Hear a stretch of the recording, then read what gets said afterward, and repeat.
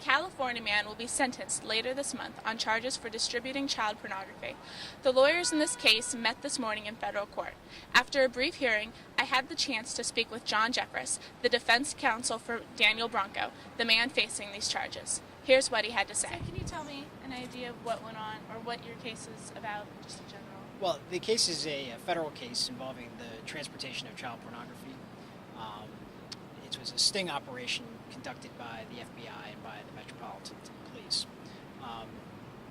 The client has accepted responsibility and pled guilty. So at this point, the case is pending sentencing in front of Judge Havel. And today, what was the purpose of today? The purpose of today was to make sure that the parties are squared away for sentencing, and the judge has all the material that she needs in order to make the sentencing determination and determine what the sentence is going to be for Mr. Branco. And what is the range looking like for the sentence? There's a mandatory minimum in these cases of 60 months, so 5 years. So that would be as low as the judge can go under the law. The highest the judge could conceivably go would be 20 years. The government has requested a sentence of 108 months, which is approximately 9 years. And the defense, we're requesting a sentence of 60 months. So it'll be up to Judge Havel to decide. And as far as determining when the sentencing will take place, did everything go smoothly today? Yes. Basically, myself and the prosecutor and the probation office, along with the court, picked a date that was suitable for everybody. So Mr. Branco will come back and be sentenced in about 2 weeks. There's no doubt that the internet has caused an increase in the proliferation of child pornography. Police departments are combating this issue by posing as parents and offering their children to online predators. In Branco's case, a D.C. detective orchestrated a sting through an online chat room that led to Branco's arrest.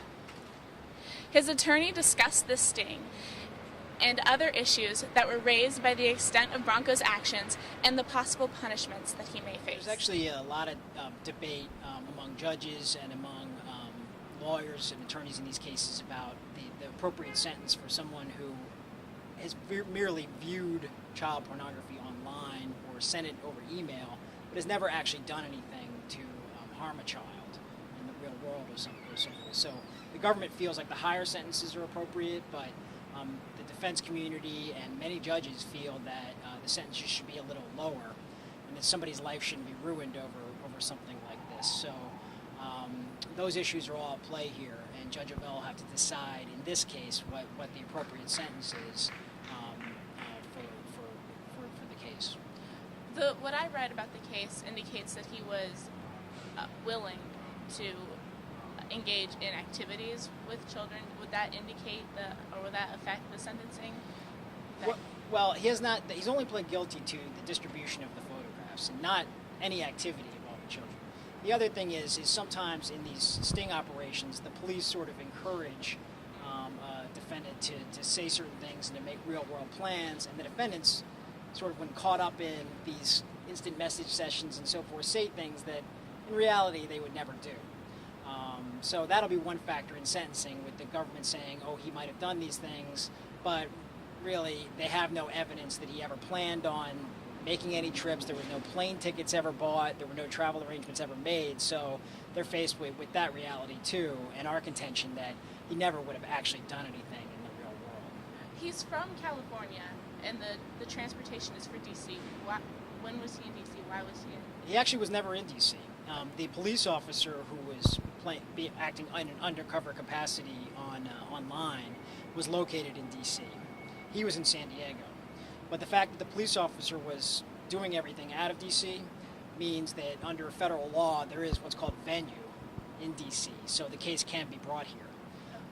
The detective, you may have read a little about him, Palchek, is very active in this area, so we often get cases from all over the country that end up in D.C., even though the defendants themselves have no connection to this jurisdiction. On May 27th, U.S. District Court Judge Ellen Huvel will decide how long Branco will spend in prison.